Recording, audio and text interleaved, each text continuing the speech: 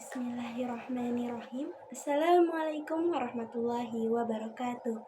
Alhamdulillahirabbil alamin wassalatu wassalamu ala asrofil anbiya'i wal mursalin nabiyina wa habibina Muhammadin wa ala alihi wa sahbihi ajmain wa man tabi'ahu bil ihsani ila yaumiddin. Amma ba'du. Yang terhormat Bapak Abdul Ghafur SAGMA selaku dosen pengampu mata kuliah pendidikan akhlak, dan yang saya banggakan teman-teman semua.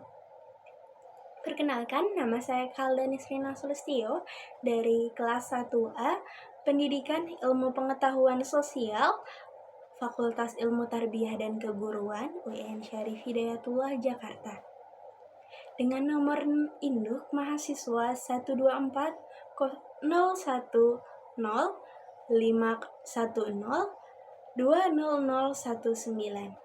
Pada kesempatan kali ini saya akan mereview materi dari kelompok 2 mengenai akhlak dan sumbernya, yaitu hikmah, ikhfah, sejaah, dan juga adalah. Langsung saja. Jadi pernah nggak sih teman-teman bertemu dengan orang-orang yang memiliki kebijaksanaan sehingga membuat teman-teman merenung, atau seseorang yang selalu bersikap adil di saat sulit? Nah, orang-orang ini bisa jadi secara alami menarik perhatian teman-teman karena mereka adalah orang-orang yang memiliki akhlak mulia. Akhlak adalah perhiasan yang sangat berharga bagi seorang manusia. Dalam Islam, akhlak didefinisikan sebagai kunci menuju kesuksesan dunia maupun akhirat. Akhlak bukan sekedar bersikap sopan, tetapi juga menumbuhkan karakter yang indah serta bermanfaat bagi diri sendiri maupun orang lain. Pada kesempatan kali ini, yang pertama saya akan membahas soal hikmah. Hikmah atau kebijaksanaan. Menurut Thoha Cahaya Umar, hikmah sendiri didefinisikan sebagai menempatkan sesuatu pada tempatnya. Jadi kita harus berpikir, berusaha menyusun serta mengatur cara-cara sesuai dengan zaman maupun keadaannya, asal tidak bertentangan dengan larangan-larangan dalam agama. Hikmah sendiri memiliki 3 unsur, yaitu ilmu, jiwa, yang ketiga adalah amal perbuatan. Maksudnya adalah ilmu yang sahih yang dapat membedakan mana yang hak dan mana yang batil. Ilmu-ilmu tersebut akan diserap ke dalam jiwa sehingga dapat menumbuhkan rasa motivasi untuk melakukan sesuatu yang baik. Contoh nyata dari hikmah sendiri yaitu dapat menempatkan sesuatu pada tempatnya, seperti berkata maupun berpikir secara benar dan baik. Yang kedua yaitu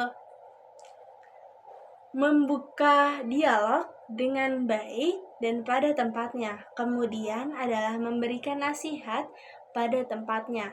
Hikmah juga dapat disalurkan dalam perkataan, seperti pernah nggak sih teman-teman mendengarkan istilah sebelum berkata, pikirkan 3 kali. Nah, di sini hikmah berperan sebagai cara kita agar harus berhati-hati dalam memilih perkataan agar tidak menyakiti orang lain. Kemudian hikmah juga dapat dilakukan dalam tindakan, yaitu mempertimbangkan konsekuensi terhadap tindakan yang akan kita lakukan. Kemudian hikmah juga dapat kita terapkan dalam berpikir. Hikmah dalam berpikir akan dilakukan oleh orang-orang yang berhikmah untuk mencari solusi agar mendapatkan penyelesaian yang terbaik dalam sebuah masalah. Hikmah dalam berpikir juga membuat seseorang untuk tidak berputus asa dan selalu berpikir secara optimis. Yang kedua adalah ifah. Ifah sendiri merupakan sikap memelihara dan menjaga kehormatan diri dari segala hal yang merendahkan, menjatuhkan, maupun merusak kehormatan diri. Ifah dimaknai sebagai cara kita untuk memelihara kesucian diri. Orang-orang yang diselimuti oleh sikap ifah memiliki rasa saling mengasihani satu sama lain, memberikan rasa aman dan tentram kepada orang di sekitar. Hal ini dapat kita pahami dengan cara menjaga kesucian diri, menjaga kehormatan diri, dan juga membimbing jiwa menuju kearifan. Contoh nyata dalam ifah adalah ifah dalam berpakaian. Jadi bukan hanya sekedar menutup aurat, tetapi juga memberikan rasa aman dan juga menambah rasa optimis karena menggunakan pakaian yang sesuai pada tempat dan acaranya. Selanjutnya, ifah juga dapat diterapkan dalam berpikir. Jadi, ifah dapat digunakan untuk menjaga pikiran kita dari hal-hal yang negatif. Selain itu, dalam bertindak, ifah juga memiliki andil dalam menjaga adab dan sopan santun kita dalam berinteraksi dengan orang lain, maupun secara langsung ataupun melalui media sosial. Yang ketiga adalah saja'ah. Saja'ah memiliki pengertian yaitu benar atau gagah. Secara istilah, saja'ah memiliki arti keteguhan hati, pendirian, serta kekuatan untuk membela dan mempertahankan kebenaran, berlandaskan kebijaksanaan dan rasa terpuji. Maka dari itu, saja'ah dapat didefinisikan sebagai keberanian yang dilakukan dengan penuh keberanian yang dapat. Maka dari itu, saja'ah didefinisikan sebagai keberanian berlandaskan kebenaran yang dilakukan secara penuh pertimbangan. Saja'ah bukan berarti keberanian saja, tetapi juga berlandaskan oleh kebenaran dan keimanan. Hal ini akan menjadi sebuah pendorong bagi seorang muslim untuk melakukan pekerjaan yang berat dan mengandung resiko dalam rangka membela kebenaran. Contoh langsung dari saja'ah adalah membela kebenaran dan berani mengingatkan yang salah. Berani membela hak milik, baik jiwa, raga, maupun harta, serta berani membela kesucian agama dan kehormatan bangsa. Contoh langsungnya adalah berbicara secara jujur kepada penguasa, membela yang lemah dan tertindas, dan mengatasi rasa takut untuk mencapai tujuan kita. Yang keempat adalah memiliki arti adil atau menyamakan, meluruskan, atau menyeimbangkan.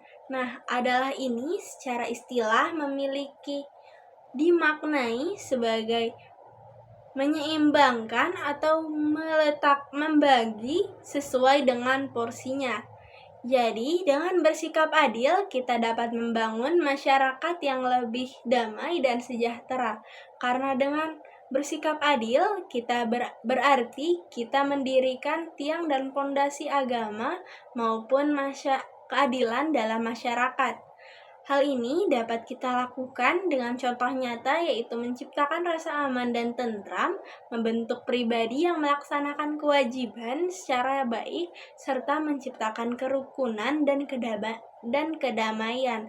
Contoh langsungnya adalah menghindari favoritisme, memperlakukan semua orang dengan cara yang hormat, terlepas dari perbedaan, dan memberikan penghargaan kepada orang yang berhak. Inti dari adalah dalam pergaulan adalah kita bersikap adil dan bergaul dengan sesama tanpa memandang atau mengukur dari jabatannya maupun penampilan fisik ataupun hartanya. Selanjutnya, dalam memimpin. Jadi penting bagi seorang pemimpin untuk bersikap secara adil dalam mengambil keputusan dan memberikan perlakuan yang sama kepada semua orang. Selanjutnya adalah dalam menilai. Jadi, hal ini dapat kita terapkan dengan cara menilai sesuatu secara objektif dan tidak terpengaruh oleh kepentingan pribadi.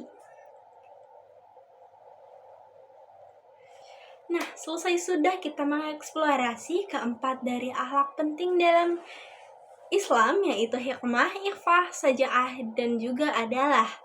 Setelah mengeksplorasi keempat akhlak tadi, diharapkan kita dapat mengamalkannya dalam kehidupan sehari-hari, bukan hanya untuk memperbaiki diri kita, tapi juga dapat berkontribusi pada masyarakat.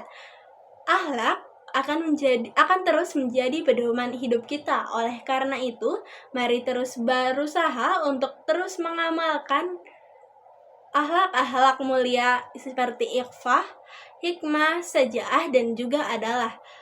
Itu tadi materi yang dapat saya sampaikan, kurang lebihnya mohon dimaafkan. Wassalamualaikum warahmatullahi wabarakatuh.